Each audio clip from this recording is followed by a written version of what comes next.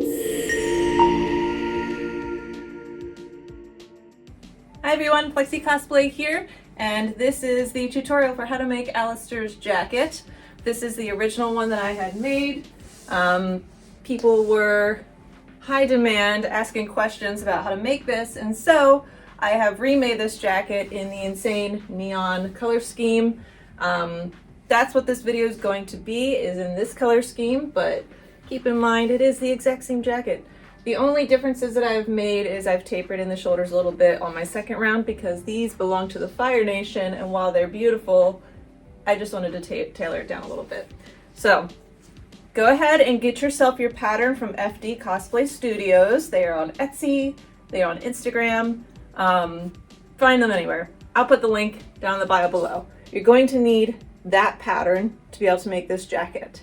And I'm going to walk you through beginning to end how to do this. So let's go ahead and get started.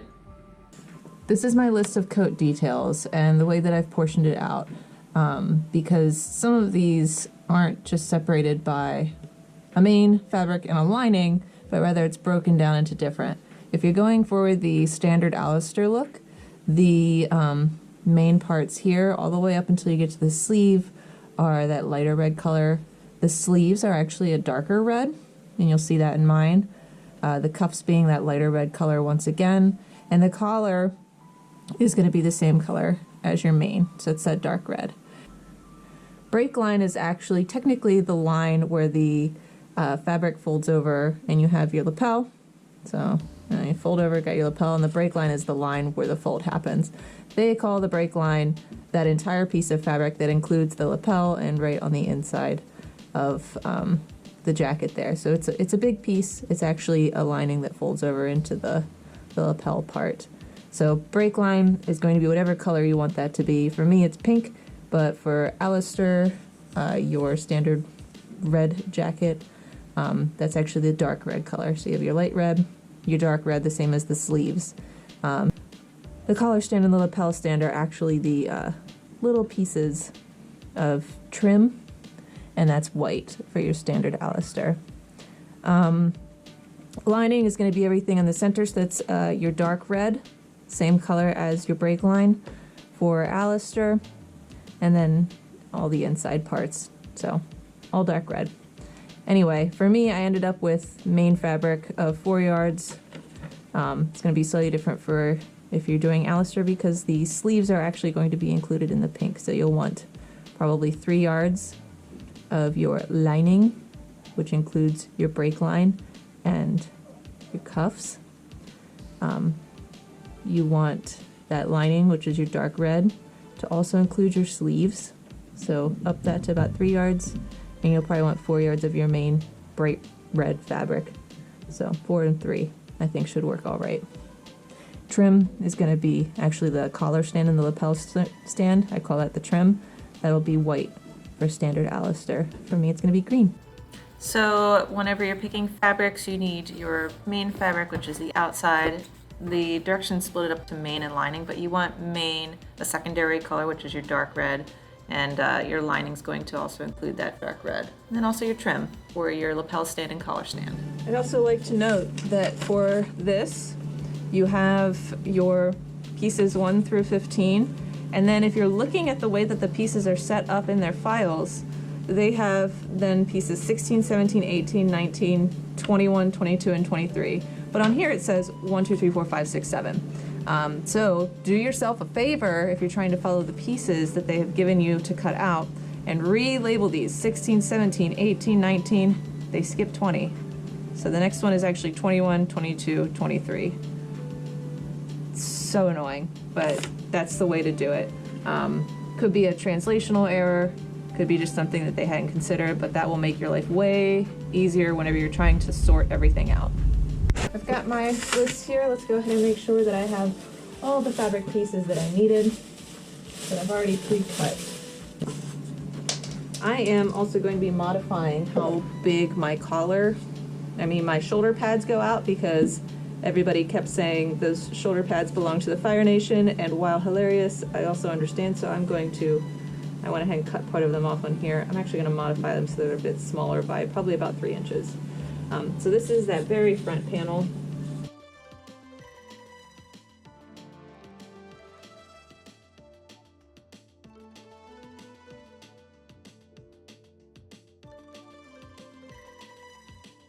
Print out just a quick snapshot of all the pieces that you need. And you can list that here with your code details. So I'm going to label them as we go. This is piece 1. We got 2 of those.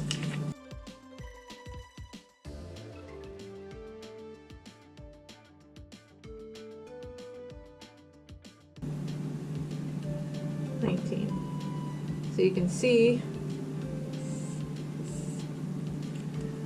there is no number 20. We skip over that. That's wrong. No number 20. So we've got all these parts. Now we've got your stands. We got collar stand, lapel stand. Now we will start piecing it together. So I'm going to start with probably the front part of my jacket.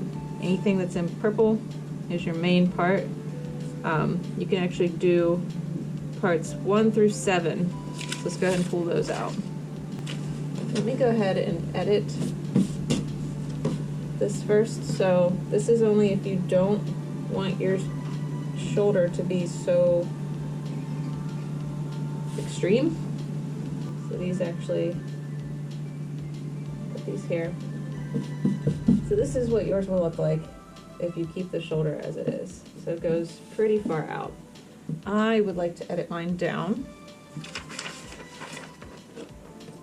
because I didn't like how big it was. So your shoulder line is pretty much like this. That's about where the shoulder line is. So where it folds over is the top seam of your shoulder. I don't want to edit anything past these edges because that's where it connects here. So I'm going to start up just a few inches.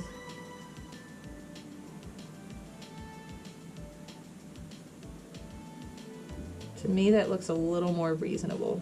So whenever I fold it over, I think it's still a bit big, but let's see. You have to keep in mind where you have to keep a seam allowance in here, so you don't want to take too much off.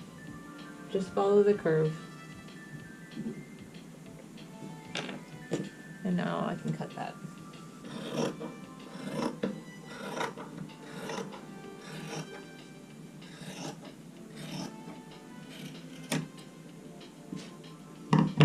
So now I have a more reasonable shoulder for me.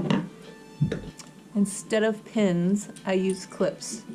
So these clips, you can get them on Amazon or whatever. They're just easier for me to use. Feel free to use what you like. We're going to follow the instructions. So for this, the instructions say, number 1, sew the right shoulder welt.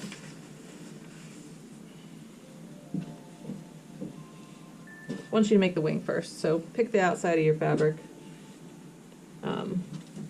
So we're going right sides out. I'll go this way. It doesn't matter. So we've got piece number 1. And I want you to sew your right shoulder welt, which is number 3. You have to remember that you're sewing your right sides together and you are folding them. So you have your wrong sides facing out. And I'll actually put this on top so you can kind of see what the pieces are here.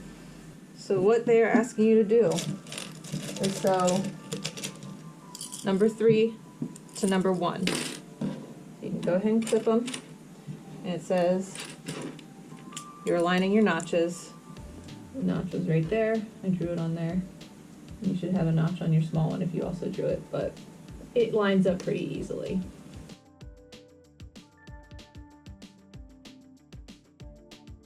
This goes over your shoulder, and then we're going to sewing this part to another piece. So you're actually not sewing this end closed. The only thing you sew on this round is just this outside edge. Sew it to right about here. You don't sew that last bit because then it'll be stuck over there. So sew it there. I think it's a 1 centimeter. They don't tell you this. It's a 1 centimeter seam allowance. So you're going to have to find what 1 centimeter is on your sewing machine to do that correctly. Because usually in the States it's 5/8 inches or something else. Yeah. So 1 centimeter is 0.4 inch. So that's about 3/8 inches. So you're looking at a pretty small seam allowance.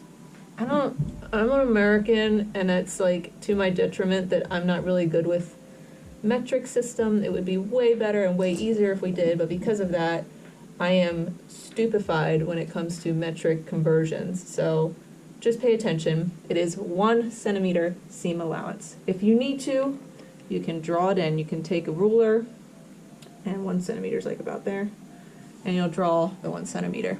Okay, so on the instructions it does say that it recommends sewing in polyester ridge line to the shoulder line, which is the straight line from the angle here to the end. I also do it around the edge, and you'll see why. So now, whenever I flip out these two sides, got a real nice shoulder. So now it says sew both parts 1 to parts 2. I think this is parts 2. Yep. So again, find whichever side is your right side.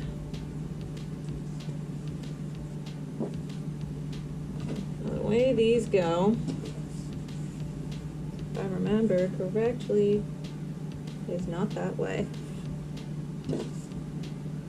So you'll take the longest side of part 2, and we're only actually sewing it up to this first little kind of divot. There's one of your registration keys here, because this goes underneath of the wing.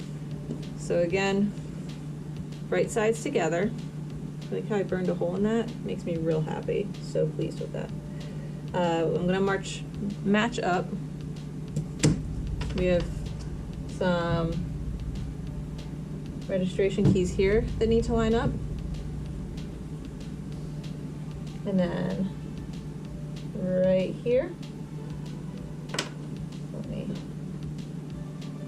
one there, and that's where this kind of has a divot. We have it pinned all the way up to the divot. We're going to stop sewing it there, and now we're going to start sewing this piece to this guy right here. So your piece number, I think that was 3. So stopping right there, and now we're going to cross over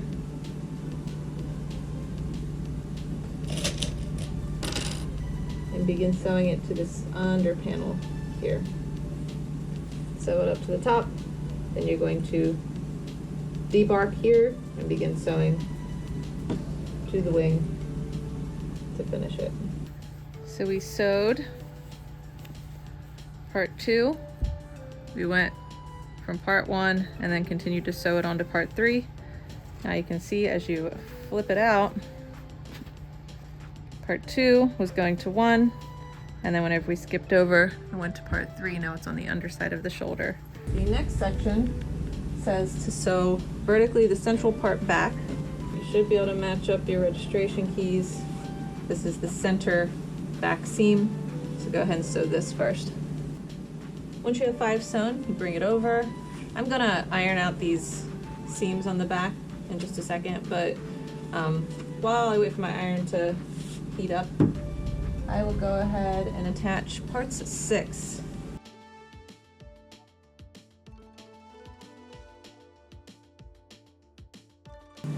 All right, so go ahead and sew all your parts together and iron out your seams, and then we'll get on to the next section. So we've got, when I say to iron your seams, it means to fold them out, and then you press your seams open with an iron. That way it lays flatter.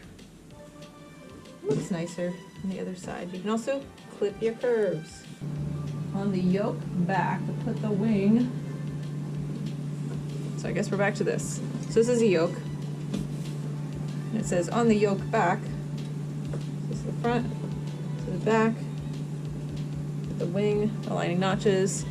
Oh, I remember how this works. So this notch aligns with this seam, but we also, the front, We also are sewing our wing in at this section. So the wing does in fact come down and it gets sewn in here. And the yoke back actually ends up being kind of the back of the inner sleeve. So you've got the inner sleeve here. This gets sewn in. That's a heavy jacket. So you can sewing the yoke back to the underside of the shoulder, so the inside of the wing. You can either kind of do a basting stitch and then sew it all together, or you can YOLO it and put that here, sew through all the pieces at the same time, which is chaotic, but possible. We've got your yoke back. When you flip that over, you'll see that the curve comes up, so that should look like a jacket here. If you just negate this wing, it's starting to look like the curve of a jacket. This wing also goes over top though, and is now part of the collar. So now we have these two parts at the top of the shoulder, which is part 4 and then part 2. Those can get sewn together.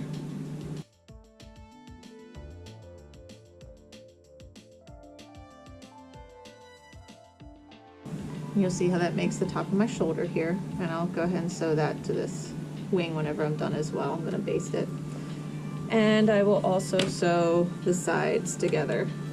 You'll see that will in turn make my jacket here on the side. So we're just piecing together everything. So this is another part where things get a little bit messy. We have our lapel stand and our break line, and then also our jacket with part 1, which is the most center part of the jacket. These all need to meet up. These all have to meet up to make this. So you've got the lapel stand, which is what you would consider like a bias tape almost, but lapel stand, break line, 1. So the way that I am going to do this, the instructions say to sew the lapel stand to the front part center, aligning the notches. Do the same with the right and left sides, and then you join the strap.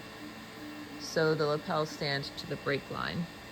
I actually will sandwich. I'm going to take piece 1. I'm going to put my lapel stand on the outside because we'll flip it around. And then I'm also going to sew the break line. So I'm going to make a sandwich with the lapel stand being in the middle, break line on the top, right sides together. Then whenever I flip it all around, all I have to do is turn this under and sew it. That's how I get it looking really nice. So I ironed it, and then I went through and sewed it. Yes, I do sew all the way through. Whether or not that's the right way to do it, I gave up caring because this actually folds over so it's behind. So I found this was my easiest way to get a really nice lapel stand, is to sew all the way through. So do it with both sides. And I had this one, my iron's dirty, and it come down to there. So you might have to unstitch this a little bit so that you fold it under, stitch the sandwich together, and then stitch the top. Otherwise this will be a raw edge here, and you want that to be folded as it goes underneath. So do both sides. So for me, this is the point where things will start to get really annoying if you don't plan it out ahead. I want to do the pinstriping, and if I want to sew that pinstriping on or do it when it's flat, you want to do that before you put your lining in for the most part. So I am going to kind of feel it out here, see where I want everything, and then I'm going to sew it on. But before I get to that point, let's go ahead and I think I want it a little bit different than last time. So I split the middle here, middle of piece 1, and then I come up to the top, and then I'll do a second one. I believe that goes down that line. I have to remember.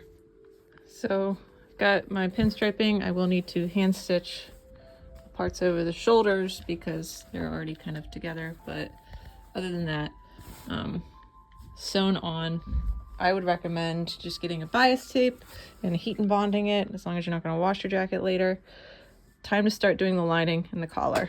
Okay, that's all of the pink parts.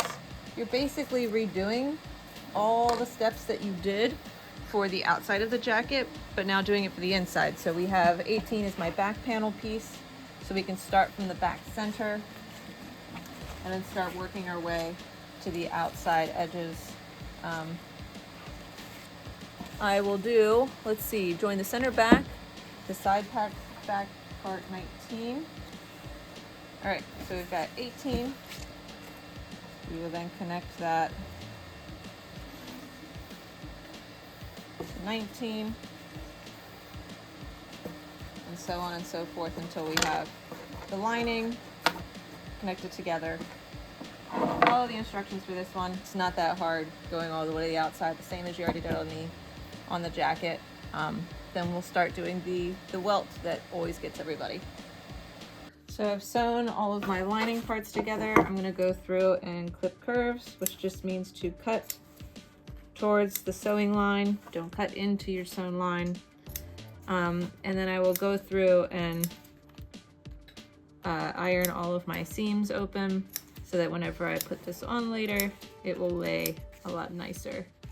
So just go through and make sure that you've got enough little clippies in here to give it some movement, and iron it flat. So I've ironed all of these seams flat. I'm gonna flip it over, get your little welties, get your little yoke backs, and we're going to sew the yoke back. This is in the lining, which they call linen. In the sewing instructions, number 3 says sew the yoke back to the center part back, 18 and 19, which is this. So remember, an easy way to see how this is how the collar is supposed to go. So it'll go like that. So you'll take the collar, a little curvy, number 17. There is a registration key that matches up right there. Something like that. So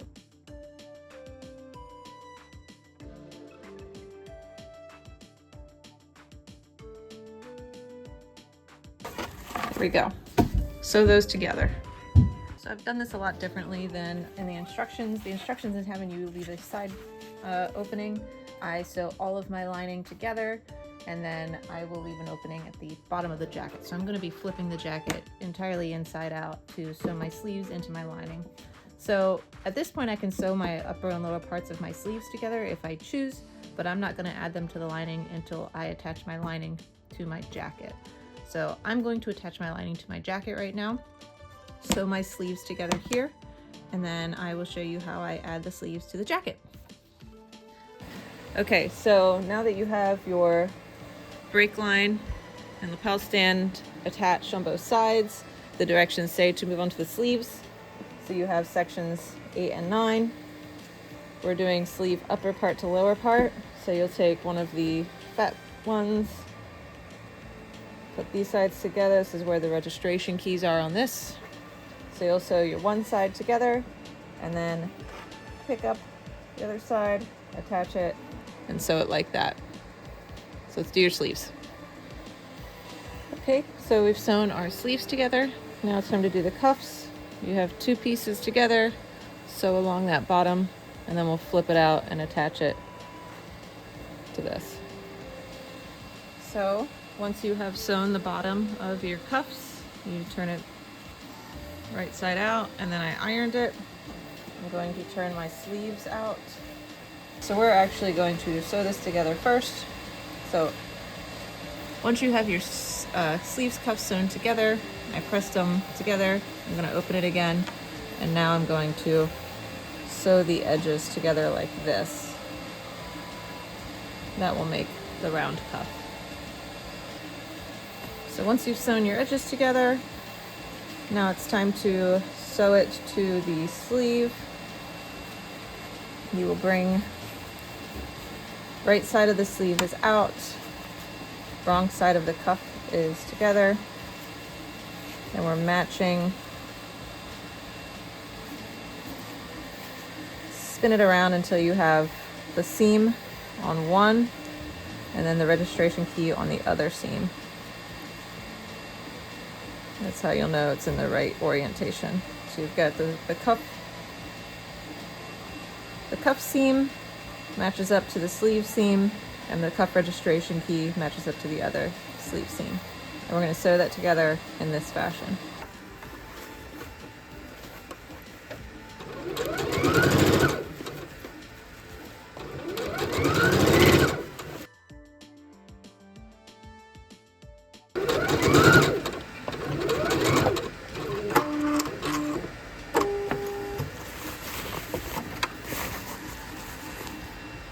So this is where I'm deviating a lot from the order of operations that's in directions. I am choosing to put right sides together, and I am only leaving the bottom open. So you come around and take your break line piece. Again, we have right sides together.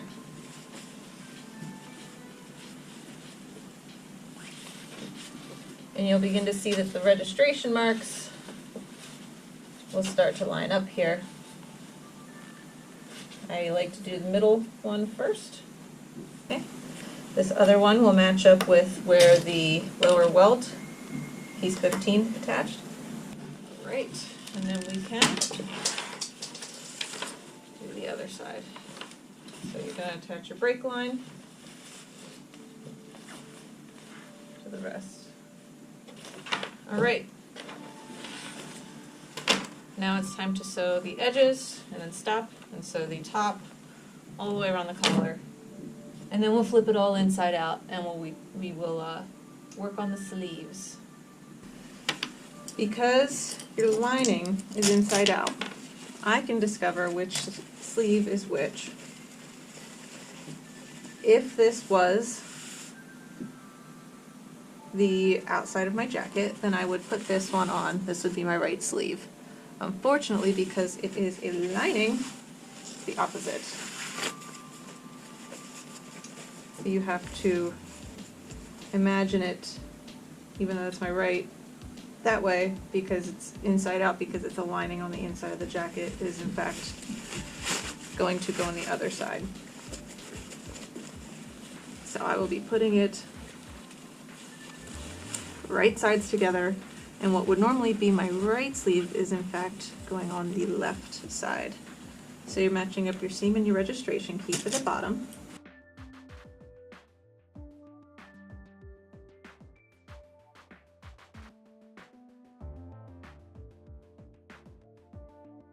Registration key matches with the top seam,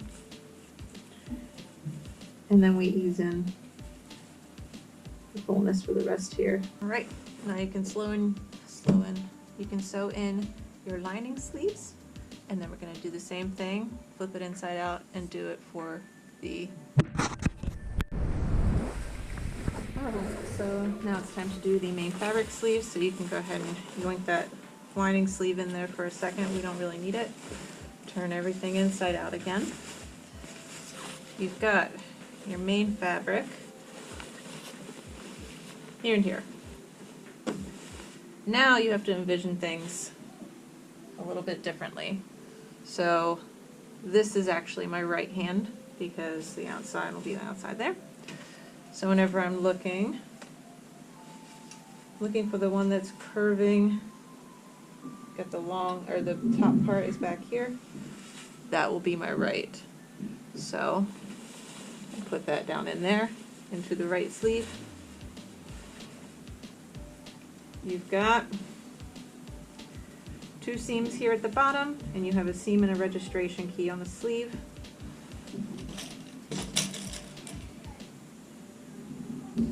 I go ahead and line them up. Put those together.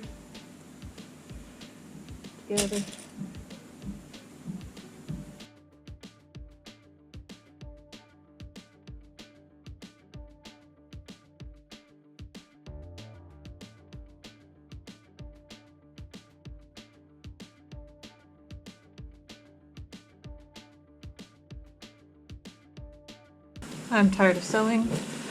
I'm tired of this. You take your lining sleeve, get it down in.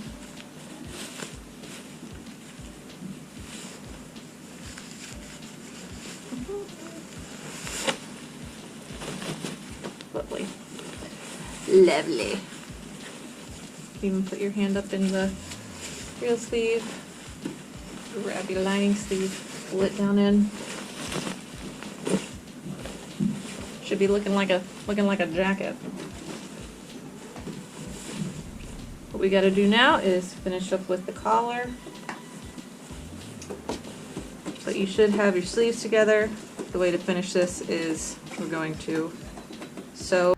Because I'm lazy, how I do my sleeves is I open up, so you've got both of the cuffs there. I will iron under by about 1/4 of an inch. And then whenever I fold it up in here,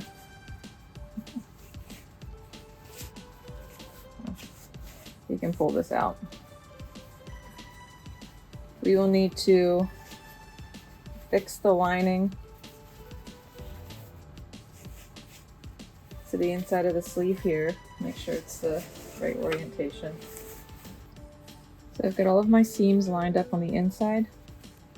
And then what I can do is fold this in.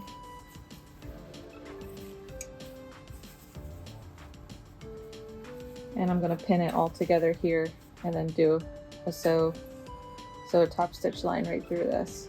This is not the right way. It is not the most precise way. It is the way I'm doing it because I am lazy. So I'll show you how. So I've pinned through all the sections, and before I sew, I'm going to take a look and make sure the pins are actually going through all 3 pieces. Nothing's getting left behind. So I'm going to sew on top of this pink line just by a little bit to make sure that I've got it. After you're done sewing, you can go through and check that you went through this side, then also through the back end. So everything is connected together. Done. Alright, so to finish the jacket, I'm going to turn it entirely inside out, sort of, and keep the sleeves where they are. All the way until, like, I'm going to leave a bit of the center here so I can flip it back right side out, and then do an understitch.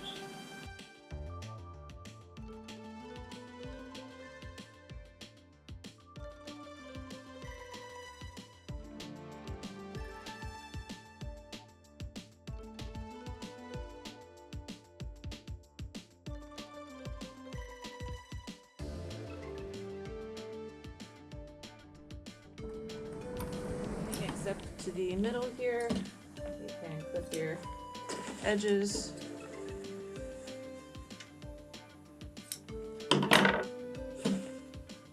Flip your jacket inside or right side out through that opening.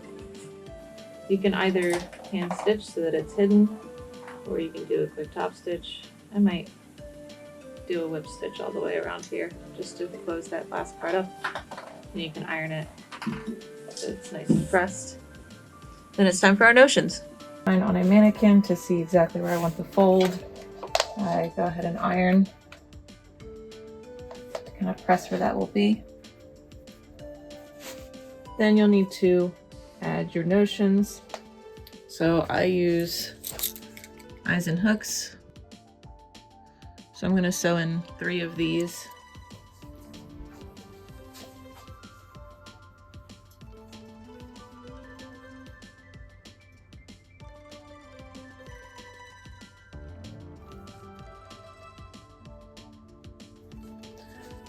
And then you'll want to hand sew those on. So once you have it on, once you have all of your notions on, you should try your jacket on. Make sure it all fits the way it should. This is a time where you can make sure that you have this ironed correctly. You need to add more notions. Cool, but I only usually go about 2 or 3 inches below where the lapel stand stopped.